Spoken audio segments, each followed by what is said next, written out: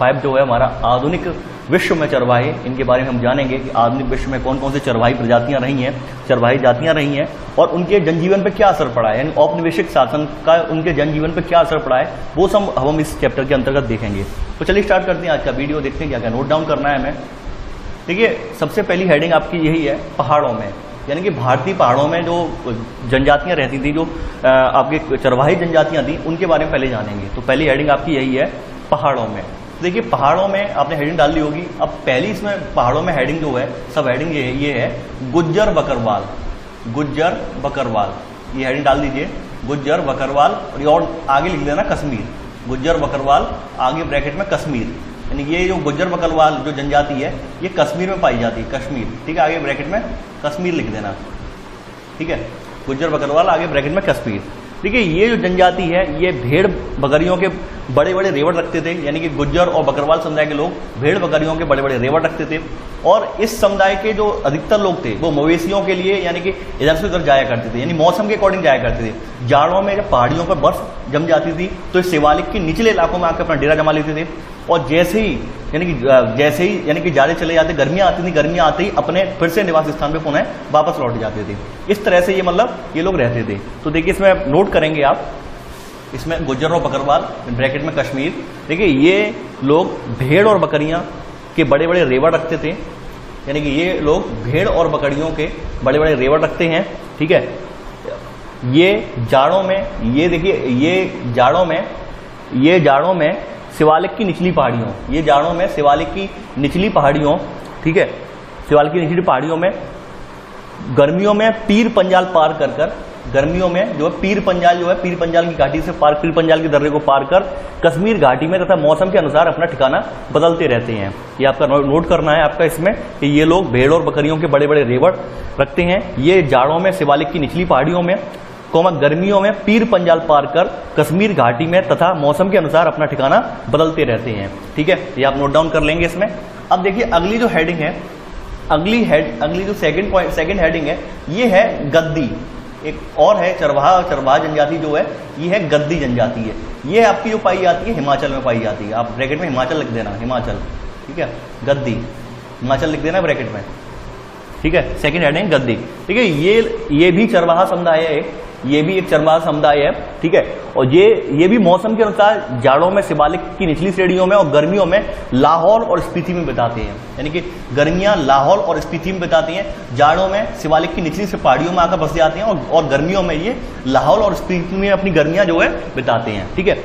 तो note down करेंगे second point में, सेकंड हेडिंग में, कि ये भी चरवाहा समुदाय है जो मौसम के अनुसार जाड़ों में शिवालिक की निचली श्रेणियों तथा गर्मियां लाहौल और स्पीति में बिताते हैं। चलिए आगे बढ़ते हैं। अब देखिए अगली जो है आपकी, ये थर्ड वन जो है, ये गुज्जर, यानी गुज्जर, अगली जो जनजाति है, ये थर्ड वन आपकी जो थर्ड वाली हेडिंग है, ये है गुज्जर।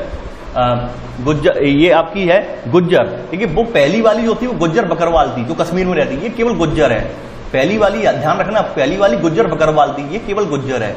गुज्जर आगे डाल देना ब्रैकेट में गढ़वाल और कुमाऊं, ब्रैकेट में गढ़वाल और कुमाऊं, ठीक है, गढ़वाल और कुमाऊं, ये लिख देना, गढ़वाल और कुमाऊं, गढ़वाल और कुमाऊं क्षेत्र में पाई जाती है ये वाली, ठीक है, गढ़वाल और कुमाऊं। तो तीसरी हेडिंग आपने डाल दी होगी। देखिए ये सर्दियों में क्या करते थे, ये लोग सर्दियों में भावर के सूखे जंगलों की तरफ, और गर्मियों में ऊपर की ओर मैदान, जिन्हें घास के मैदान, जिन्हें बुग्याल कहा जाता था, यहां पे चले जाते थे, ठीक है। और ये जो आए थे, यानी कि ये 19वीं सदी में जम्मू से उत्तर प्रदेश की पहाड़ियों में आए थे, और बाद में यहीं पर आकर ये बस गए। क्योंकि उत्तर प्रदेश की पहाड़ियां क्यों बोली, कि पहले आपको पता होगा सन 2000 से पहले वाला जो रीजन था, गढ़वाल और कुमाऊं वाला रीजन था, वो यूपी का ही पार्ट था, लेकिन सन 2000 में जो है ये अलग हो गया, 2000 में अलग होकर उत्तराखंड राज्य बना दिया गया, फिर अब उत्तराखंड का पार्ट है गढ़वाल और कुमाऊं, ठीक है, ये ध्यान रखना। तो थर्ड वाली हेडिंग में अगर आप नोट करेंगे, ये सर्दियों में भावर, ये सर्दियों में भावर ब्रैकेट में लिख लेना, भावर के आगे ब्रैकेट में लिख लेना, पहाड़ियों के निचले हिस्से में, पहाड़ियों के निचले हिस्से में शुष्क जंगलों में, पहाड़ियों के निचले हिस्से में शुष्क जंगलों में, ठीक है, पहाड़ियों के निचले हिस्से में शुष्क जंगली इलाका, पहाड़ियों के निचले हिस्से में शुष्क जंगली इलाका ब्रैकेट बंद की तरफ, तथा गर्मियों में ऊपरी घास के मैदानों, बुग्याल, ठीक है, ब्रैकेट में ऊंचे पहाड़ों पर घास के मैदान की तरफ चले जाते हैं। यानी कि ये आप नोट डाउन ये करना है, ये सर्दियों में भाबर ब्रैकेट में पहाड़ियों के निचले हिस्से में शुष्क जंगली इलाका ब्रैकेट बंद की तरफ तथा गर्मियों में ऊपरी घास के मैदानों बुग्याल ब्रैकेट में ऊंचे पहाड़ों पर घास के मैदान ब्रैकेट बंद की तरफ चले जाते हैं। ठीक है, इसके अलावा देखिए अब चौथी हेडिंग जो है आपकी, इसमें चौथी हेडिंग जो है अब ये है हिमालय के पर्वतों में। चौथी हेडिंग आपकी यही है कि हिमालय के पर्वतों में, जैसे आगे लिखेंगे हिमालय के पर्वतों में कौन कौन सी रहती हैं, भोटिया, शेरपा और किन्नौरी। ये भी मतलब इसी तरह का ही रूटीन जो है फॉलो करते हैं, जैसा गुज्जर बकरवाल गद्दी और गुज्जर लोग ये फॉलो करते हैं, ठीक वही रूटीन भोटिया, शेरपा और किन्नौरी ये भी फॉलो करते हैं। ठीक है, तो हिमालय के पर्वतों में डैश लगा लिख लेना, भोटिया, शेरपा तथा किन्नौरी, बस इतना ही लिख लेना, आप समझ जाएंगे अब। ठीक है, तो चलिए आगे बढ़ते हैं। अब देखिए आपने पहाड़ों की तो पढ़ ली, पहाड़ों की जो चरवाहे थे उनके बारे में जान लिया। अब पठारों, मैदानों और रेगिस्तानों में जो चरवाहे हैं उनके बारे में हम जानेंगे। देखिए पहला इसमें है, इसमें पहली जो हेडिंग है ये है आपकी धंगर महाराष्ट्र। नहीं, पहला जो चरवाहा समुदाय है धंगर महाराष्ट्र, यानी धंगर ब्रैकेट में महाराष्ट्र। ठीक है, हेडिंग डाल लीजिए धंगर महाराष्ट्र। देखिए ये जो चरवाहे थे ये कंबल और चादरें भी बनाते थे, और इनमें से कुछ लोग जो थे भैंस पालते थे। ठीक है, और ये जो गडरिये थे बरसात के दिनों में महाराष्ट्र के मध्य पठारों में रहते थे, जो कि एक अर्धशुष्क इलाका था। ठीक है, और जहाँ की मिट्टी जो कम उपजाऊ थी, और बरसात के दिनों के बाद, यानी बरसात धंगर समझाया जब, और बरसात के दिनों के बाद ये जो है धंगर बंजारे कटाई के बाद चरगांव की तरफ से पश्चिम की तरफ चले जाते थे। पश्चिम की तरफ यानी कोंकण प्रदेश में, कोंकण प्रदेश में जाकर अपना डेरा जमा देते थे। ठीक है, तो आप इसमें अब नोट डाउन करेंगे धंगर वाले में, धंगर वाले में नोट डाउन करेंगे, यानी धंगर महाराष्ट्र में नोट डाउन करेंगे। ये चरवाहे कंबल तथा चादरें भी बनाते थे तथा कुछ लोग भैंस पालते थे।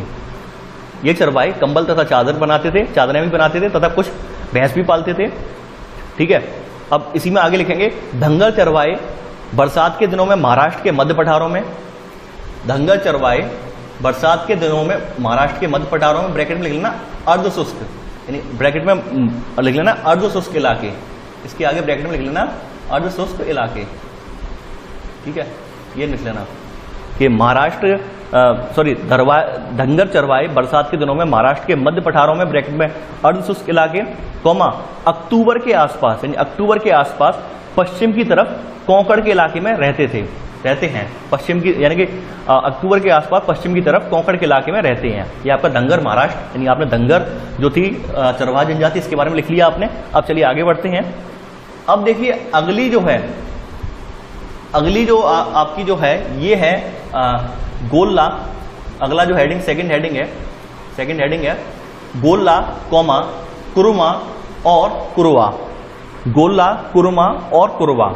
ठीक है, गोल्ला कुरुमा और कुरुवा ब्रैकेट में लिख लेना कर्नाटक और आंध्र में, यानी ब्रैकेट में लिख लेना कर्नाटक और आंध्र प्रदेश में, ब्रैकेट में कर्नाटक और आंध्र प्रदेश में, यानी गोल्ला कुरुमा और कुरुवा ब्रैकेट में कर्नाटक और आंध्र प्रदेश में। ठीक है, तो आप इसमें लिखेंगे, देखिए ये जो थे ये सूखे मध्य, यानी कि ये सूखे मध्य पठार घास और पत्थरों से हटे पड़े थे, यानी कर्नाटक और आंध्र प्रदेश के जो ये इलाके थे सूखे मध्य पठार जो घास और पत्थरों से हटे पड़े थे, तो इनमें मवेशियां, भेड़ बकरियां और गडरियों का ही बसेरा था। ये जो देखिए गोल्ला समुदाय जो है ये गाय भैंस पालते थे, कुरमा और जो कुरबा समुदाय के लोग थे ये बकरियां पालते थे और हाथ से बने हुए कंबल बेचते थे। ठीक है, तो आप इसमें नोट करेंगे गोल्ला और कुरबा समुदाय में। ठीक है, देखिए इसमें आप नोट करेंगे, इसी में गोल्ला समुदाय के लोग, यहां गोल्ला समुदाय के लोग गाय भैंस पालते थे, जबकि कुरुमा और कुरबा समुदाय के लोग, कुरुमा और कुरबा समुदाय भेड़ बकरियां पालते थे और हाथ के बुने कंबल बेचते थे। ठीक है,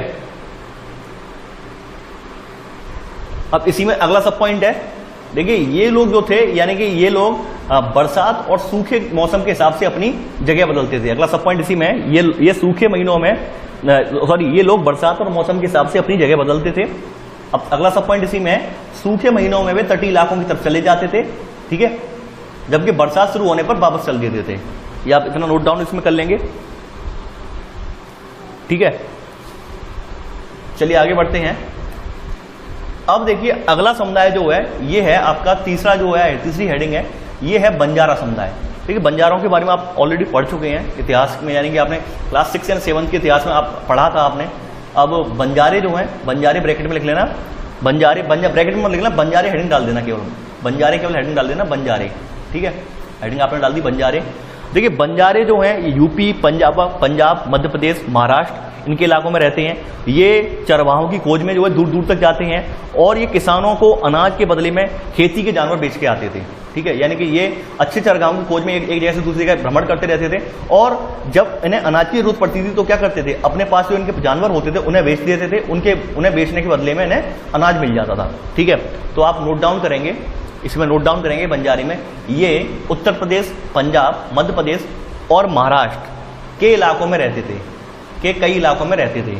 ठीक है, अब इसमें आगे लिखेंगे ये चरवाहों की खोज में दूर दूर जाते थे, ये चरवाहों की खोज में दूर दूर तक जाते थे। ठीक है, तथा किसानों को अनाज के बदले खेती के जानवर बेचते थे, तथा किसानों को अनाज के बदले खेती के जानवर बेचते थे। फिर से रिपीट कर रहा हूं, ये यूपी, पंजाब, मध्य प्रदेश और महाराष्ट्र के इलाकों में रहते थे, ये चरवाहों की खोज में दूर दूर जाते थे तथा किसानों को अनाज के बदले खेती के जानवर बेचते थे। ये आपका थर्ड हेडिंग है बंजारे। अब देखिए अगला जो है, ये जो है रायका, अगला समुदाय जो है, चौथी हेडिंग आपकी जो है रायका, ब्रैकेट में लिख लेना राजस्थान, ब्रैकेट में राजस्थान। ठीक है, रायका ब्रैकेट में राजस्थान।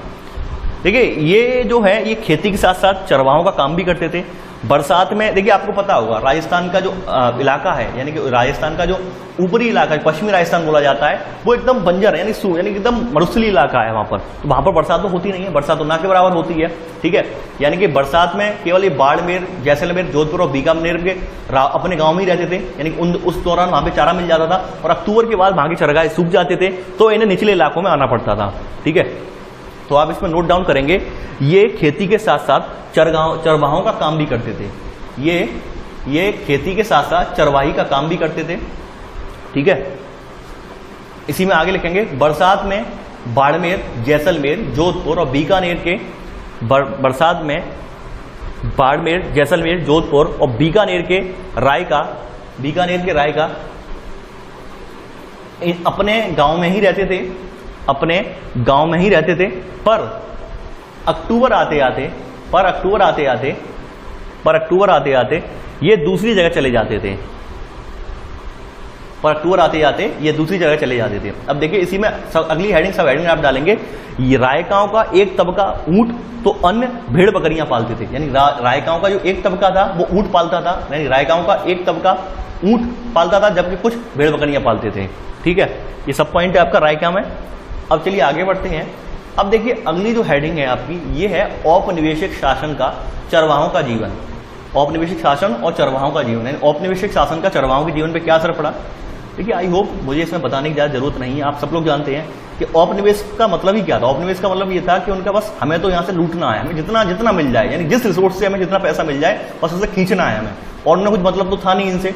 अब देखिए ये चरवाहे जो थे स्वतंत्र थे, यानी जैसे आदिवासी समुदाय रह रहे थे स्वतंत्र रूप में रह रहे थे, ठीक उसी प्रकार चरवाहे थे, उनका कोई रोक टोक थी नहीं, आराम से चराते थे। लेकिन जैसे ही औपनिवेशिक सरकार आई तो औपनिवेशिक सरकार ने क्या किया कि जहां उन्होंने देखा कि जमीनें जो खाली पड़ती हैं, यानी पड़ती जमीनें थी, उनको भी देना स्टार्ट कर दिया, उनको भी किसानों में बांटना स्टार्ट कर दिया। क्योंकि उन्होंने बांटने स्टार्ट करने का रीजन ये था कि उन पर अगर खेती होने लगेगी तो उन्हें भाई टैक्स मिलेगा।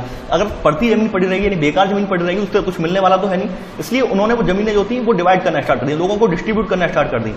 और ऊपर से वन अधिनियम भी बनाया। वन अधिनियम बनाने से यह प्रभाव पड़ा कि वनों में आवाजाही, वहां से जो है चारा इकट्ठा करना, इन सब पे रोक लगा दी गई। और ये सब अगर इस चीज को ये लोग नहीं मानते, चरवाहे इस नियमों का उल्लंघन करते तो दंड दिया जाता था, मारपीट की जाती थी, तमाम लोगों को मौत के घाट पर उतार दिया गया। तो इस तरह की जो समस्याएं इन्हें झेलनी पड़ी और इससे क्या हुआ, इनका जीवन एकदम परिवर्तित हो गया। परिवर्तित होने का रीजन ये था कि काफी लोगों को इसके चलते अपना पेशा बदलना पड़ा, यानी इनका जो परंपरागत पेशा था चरवाही का, वो चरवाही का पेशा बदलकर इन्होंने फिर क्या किया। अब देखिए पढ़े लिखे तो थे नहीं ये लोग, इन्होंने क्या किया, मजदूरी करते। तो ये काफी लोग तो मजदूर बन गए, यानी चरवाहे जो समय के हालात के अकॉर्डिंग फिर ये मजदूरी करने लगे कुछ लोग। और कुछ लोग थोड़े समझदार टाइप के थे, वो लोगों ने अपना जो है चरवाही से खेती के रूप में अपने आपको डेवलप कर लिया। यानी कि पहले चरवाहा थे, अंग्रेजों ने चरवाहों को खेती में डिस्ट्रीब्यूट किया, तो कुछ लोग जो बड़े थे इनमें, जिनके पास ज्यादा जानवर थे, उन लोगों ने खेती के रूप में अपनी जमीनें बना ली। ठीक है, और वहां पर रह के मतलब जानवर पालने लगे और खेती भी करने लगे।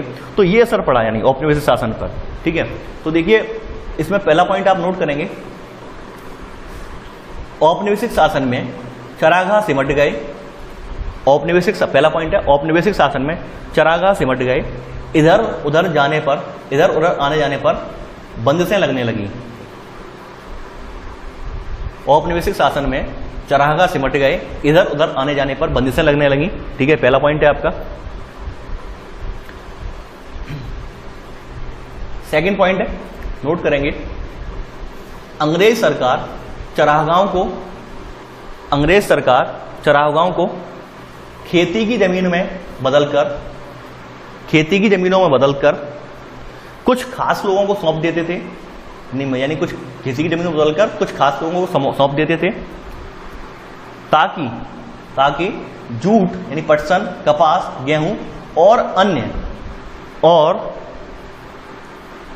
गेहूं इत्यादि का उत्पादन बढ़े और सरकारी खजाने को लाभ हो।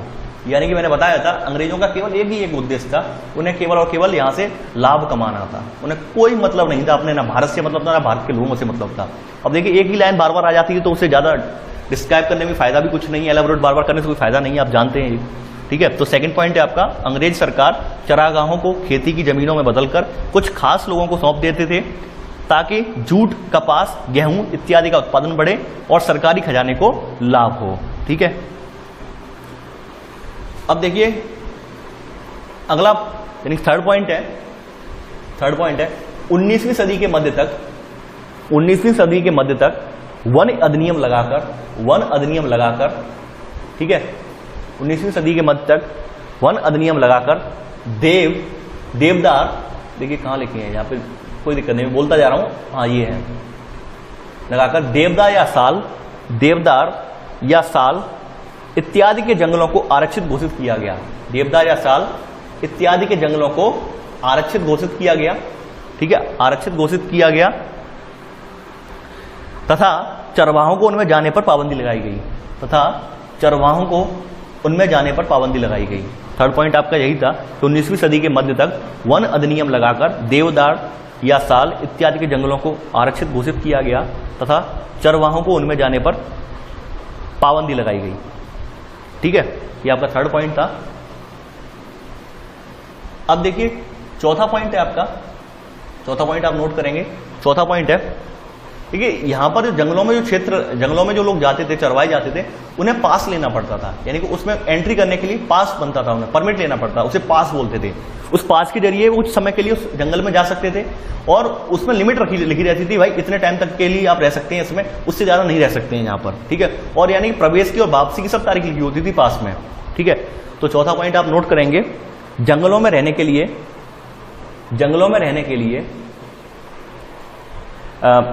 परमिट जारी किया जाता था जिसकी वैधता निश्चित थी। जंगलों में रहने के लिए परमिट जारी किया जाता था जिसकी वैधता निश्चित थी। ठीक है, अब चलिए आगे बढ़ते हैं। देखिए अब एक 1871 का समय आया, 1871 का समय, ऐसे में इन्होंने क्या किया, घुमंतुओं को अपराधी मान लिया। यानी अंग्रेजों का मानना यह था कि घुमक्कड़ जो जातियां हैं, ये एक स्थान से दूसरे स्थान पर जाती हैं, ये बड़ी ही असभ्य जातियां हैं, असभ्य जनजातियां हैं, और ये लोग मतलब हमारे अकॉर्डिंग, हमारे बनाए हुए रूलों पर नहीं चलती हैं, तो उन्हें अपराधी बना दिया, उन्हें अपराधी घोषित कर दिया। इसके लिए इन्होंने सरकार, औपनिवेशिक सरकार ने 1871 में अपराधी जनजाति अधिनियम पारित कर दिया। ठीक है, पांचवा पॉइंट आप नोट करेंगे, 1871 में अपराधी जनजाति अधिनियम लाकर, 1871 में अपराधी जनजाति अधिनियम लाकर दस्तकारों, घुमंतु तथा चरवाहा समुदायों को अपराधी समुदायों की सूची में डाल दिया गया। यह आपका पांचवा पॉइंट है। 1871 में अपराधी जनजाति अधिनियम लाकर दस्तकारों, घुमंतु तथा चरवाहा समुदायों को अपराधी समुदायों की सूची में डाल दिया गया। अगला पॉइंट है, देखिए अंग्रेजों ने लगान वसूलने का हर संभव प्रयास किया था, हर संभव रास्ता अपनाया था। इन्होंने जमीन, नहरों के पानी, नमक के खरीद फरोख्त, यहां तक कि मवेशियों पर बेचने पर भी टैक्स लगा दिया, हर जगह टैक्स लगाया था इन्होंने। ठीक है, तो छठवां पॉइंट आप नोट करेंगे। अब आप, अंग्रेजों ने जमीन, नहरों के पानी, नमक खरीद फरोख्त की अन्य वस्तुओं, यानी नमक, खरीद फरोख्त की अन्य वस्तुओं और मवेशियों पर भी टैक्स वसूलने का ऐलान कर दिया, और मवेशियों पर भी टैक्स वसूलने का ऐलान कर दिया। ठीक है, फिर से रिपीट कर रहा हूं, छठा पॉइंट, अंग्रेजों ने जमीन, नहरों के पानी, नमक, खरीद फरोख्त की अन्य वस्तुएं और मवेशियों पर भी टैक्स वसूलने का ऐलान कर दिया। ठीक है, अब देखिए 7वां पॉइंट आप नोट करेंगे, 19वीं सदी के मध्य, यानी 19वीं सदी के मध्य से ही चरवाही टैक्स लागू कर दिया गया था। 7वां पॉइंट आप नोट करेंगे, 19वीं सदी के मध्य से ही चरवाही टैक्स लागू कर दिया गया था, यानी चरवाहा जो है अगर ये अपने पशु चरा रहे हैं किसी भूमि पर, उन्हें भी टैक्स देना पड़ेगा। ठीक है, 7वां पॉइंट आप नोट करेंगे, 19वीं सदी के मध्य तक चरवाही टैक्स लागू कर दिया गया था। ठीक है, 8वां पॉइंट है, 8वां पॉइंट नोट करेंगे, देखिए 1850 से लेकर 1880 के बीच बोली लगाकर ठेकेदारों को टैक्स वसूली का कार्य दिया गया। नहीं, 1850 से 1880 के बीच इन लोगों ने ठेकेदार नियुक्त किए, जो ज्यादा ठेकेदार जो ज्यादा लंबी बोली लगाता, जो ज्यादा बड़ी बोली लगाता था, उसे टैक्स वसूलने का जिम्मा सौंपा जाता था। ठीक है, तो 8वां पॉइंट नोट करेंगे, 1850 से 1880 के बीच बोली लगाकर ठेकेदारों को टैक्स वसूली का कार्य दिया गया। बोली लगाकर ठेकेदारों को टैक्स वसूली का कार्य दिया गया। 9वां पॉइंट नोट करेंगे, 9वां पॉइंट नोट करेंगे, प्रत्येक चरवाहे को पास जारी किया गया था, पास जारी किया गया था, जिसे दिखाकर ही वे चरवाहों में प्रवेश कर सकते थे, जिसे दिखाकर ही वे चरवाहों में प्रवेश कर सकते थे, यानी प्रत्येक चरवाहे के पास जारी किया गया था, जिसे दिखाकर ही वे चरवाहों में प्रवेश कर सकते थे। ठीक है, अब चलिए आगे बढ़ते हैं।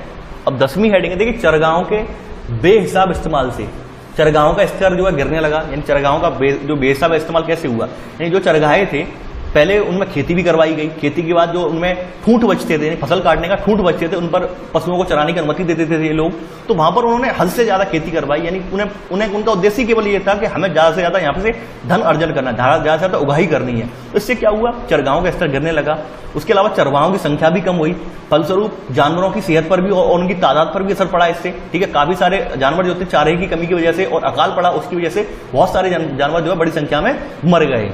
ठीक है, तो 10वां पॉइंट आप नोट करेंगे, चरगाहों के बेहिसाब इस्तेमाल से चरगाहों का स्तर गिरने लगा।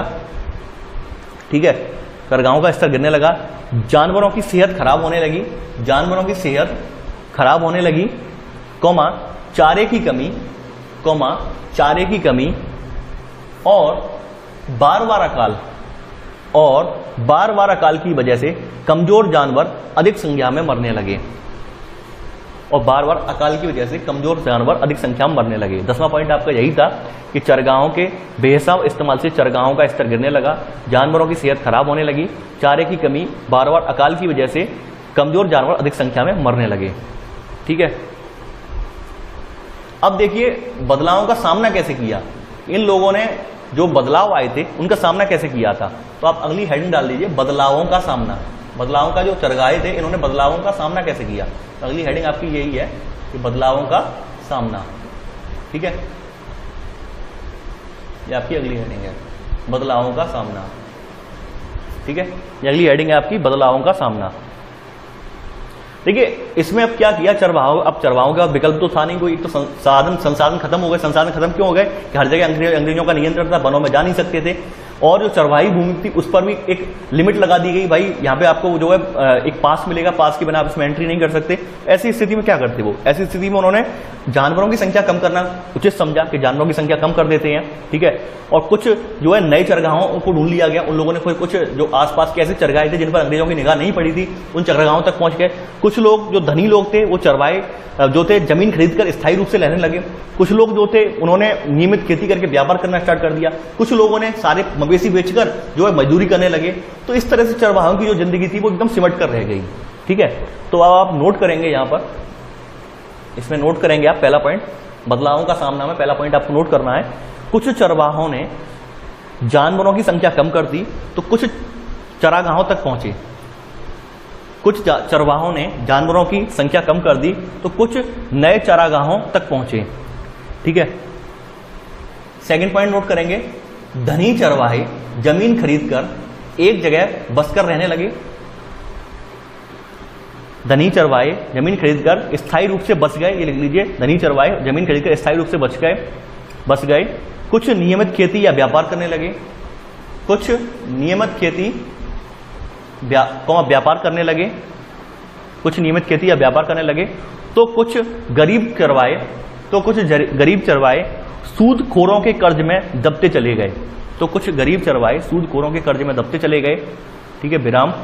मवेशी हाथ से जाते रहे और वे मजदूर बन गए, यानी उनके हाथ से मवेशी निकलते गए, मवेशी हाथ से जाते रहे और वे मजदूर बनकर रह गए केवल। ठीक है, ये आपका सेकंड पॉइंट था। धनी चरवाए जमीन खरीदकर स्थायी रूप से बस गए, कुछ नियमित खेती या व्यापार करने लगे। तो कुछ गरीब चरवाए सूदखोरों के कर्ज में दबते चले गए, मवेशी हाथ से जाते रहे और वे मजदूर बन गए या मजदूर बनकर रह गए। अब चलिए आगे बढ़ते हैं। अगली हेडिंग है आपकी अफ्रीका में चरवाहा जीवन। अफ्रीका में चरवाहा जीवन। देखिए, अफ्रीका में दुनिया का आधे से ज्यादा चरवाहा आबादी है। दुनिया की आधे से ज्यादा चरवाहा आबादी का निवास स्थान अफ्रीका में ही है। तो पहला पॉइंट आप नोट करेंगे, आप यहां दुनिया की आधी से अधिक चरवाहों की आबादी रहती है।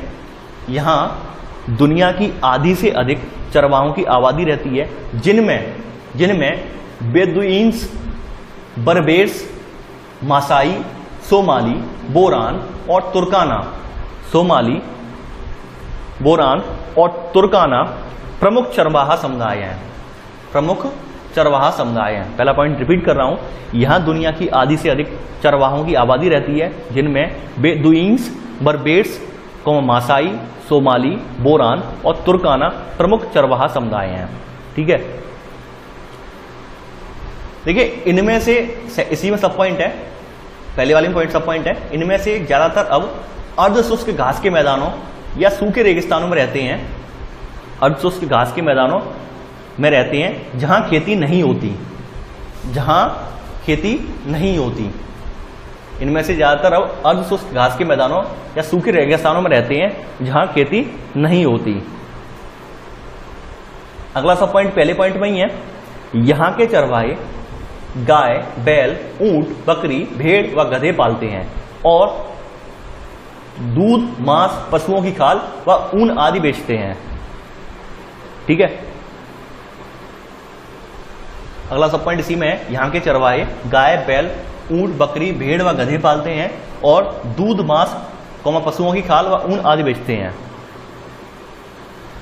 अब इसी में अगला सब पॉइंट है, कुछ चरवाहे व्यापार और यातायात संबंधी कार्य भी करते हैं। कुछ चरवाहे व्यापार और यातायात संबंधी कार्य भी करते हैं।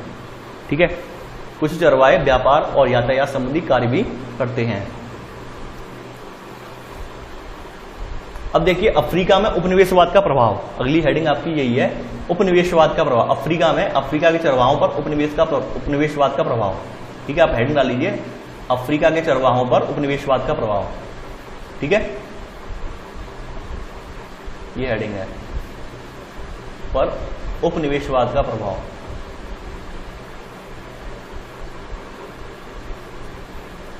ठीक है, आपने हेडिंग डाल ली होगी। अब देखिए यहां पर केवल एक चरवाहा समुदाय की बात की गई है इस पुस्तक में, उसका नाम है मासाई, यानी केवल मासाई समुदाय की यहां पे बात की गई है। पता नहीं मासाई समुदाय वहां का अफ्रीका का सबसे ज्यादा इंपॉर्टेंट समुदाय रहा हो गया, पूर्वी अफ्रीका का, इसी की केवल बात की गई है यहां पे। ठीक है, तो आपने हेडिंग डाल दी होगी अफ्रीका के चरवाहों पर उपनिवेशवाद का प्रभाव। इसी में आप लिखेंगे मासाई, इसी में आप लिखेंगे मासाई, ब्रैकेट में मासाई समुदाय, ब्रैकेट में पूर्वी अफ्रीका, यानी मासाई समुदाय का जो मूल स्थान है वो क्या है, वो है पूर्वी अफ्रीका है, पूर्वी अफ्रीका। ठीक है, ब्रैकेट में लिखेंगे पूर्वी अफ्रीका, मासाई समुदाय का जो मूल स्थान है वो पूर्वी अफ्रीका में है। ठीक है, तो आपने लिख लिया होगा मासाई समुदाय पूर्वी अफ्रीका के परिप्रेक्ष्य में, के परिप्रेक्ष्य में। ठीक है, यानी यह संबंध में परिप्रेक्ष्य में, यानी उनके बारे में केवल बात हो रही है, मासाई समुदाय के बारे में। ठीक है, अब देखिए पहला पॉइंट इसमें नोट करेंगे, औपनिवेशिक शासन से पहले मासाई लैंड का इलाका, ठीक है, उत्तरी कीनिया से लेकर तंजानिया के घास मैदानों जिन्हें स्टेपीज तक फैला हुआ था। ठीक है, पहला पॉइंट आपका यही है कि औपनिवेशिक शासन से पहले मासाई लैंड का इलाका उत्तरी कीनिया से लेकर तंजानिया के घास के मैदानों यानी स्टेपीज तक फैला हुआ था। ये आपका पहला पॉइंट है। ठीक है, सेकंड पॉइंट नोट करेंगे, 1885 में ब्रिटिश कीनिया और जर्मन तंजानिया, देखिए जो कीनिया था, कीनिया किसका उपनिवेश था? ब्रिटिश का। और जो तंजानिया यानी तंजानिया का पुराना नाम था तांगानिका एक जर्मन उपनिवेश था उस समय, ठीक है। तो 1885 में ब्रिटिश कीनिया और जर्मन तंजानिया के बीच एक अंतरराष्ट्रीय सीमा खींचकर मसाई लैंड के 2 बराबर टुकड़े कर दिए गए, ठीक है, 2 बराबर टुकड़े कर दिए गए। फिर से रिपीट कर रहा हूं सेकंड पॉइंट, 1885 में ब्रिटिश कीनिया और जर्मन तंगानिका के बीच एक अंतरराष्ट्रीय सीमा खींचकर मसाई लैंड के 2 बराबर टुकड़े कर दिए गए, ठीक है। अब देखिए, अब इसी में सब पॉइंट लिखेंगे,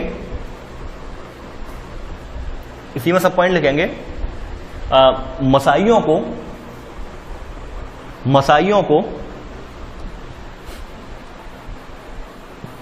उत्तरी कीनिया से हटाकर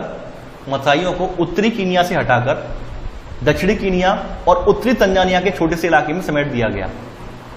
मसाइयों को उत्तरी कीनिया से हटाकर दक्षिणी कीनिया और उत्तरी तंजानिया के छोटे से इलाके में समेट दिया गया। इसी का सब पॉइंट है सेकंड वाले का।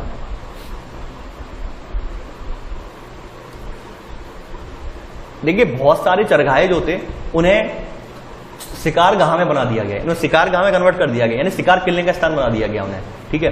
तो अगला पॉइंट, अगली हेडिंग है, बहुत सारे चरगाहों को शिकारगाह बना दिया गया।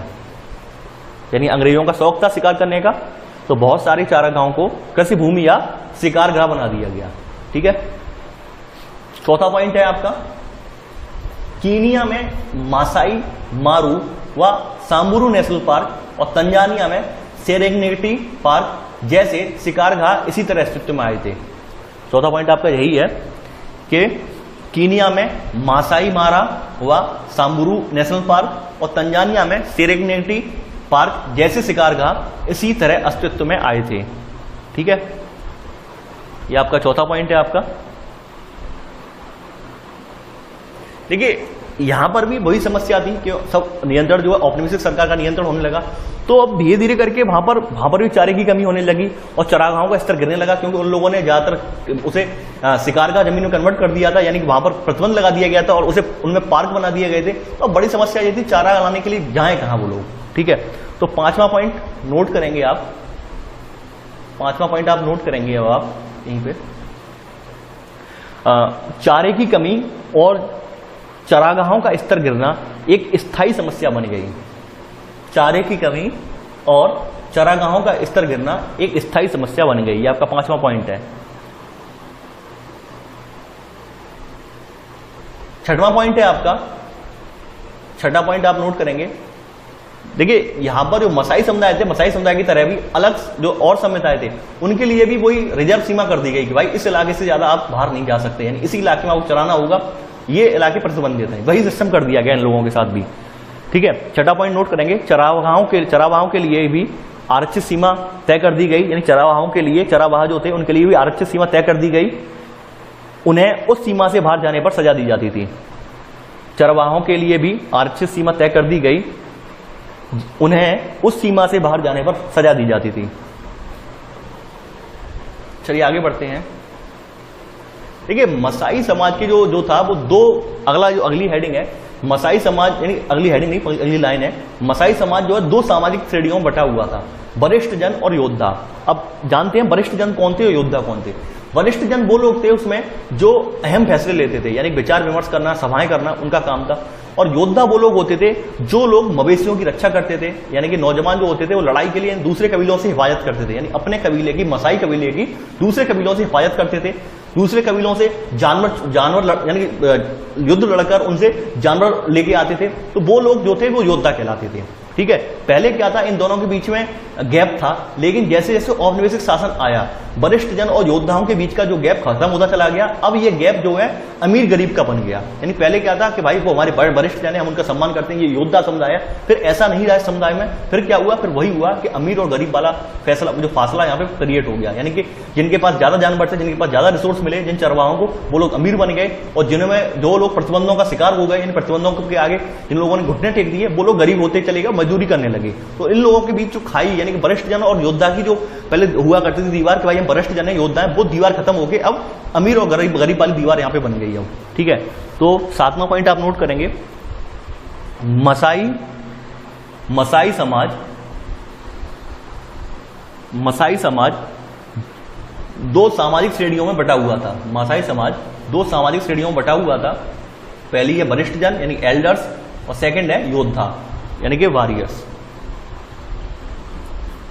ठीक है, अब इसी में सब पॉइंट लिखेंगे, 7वें में सब पॉइंट लिखेंगे।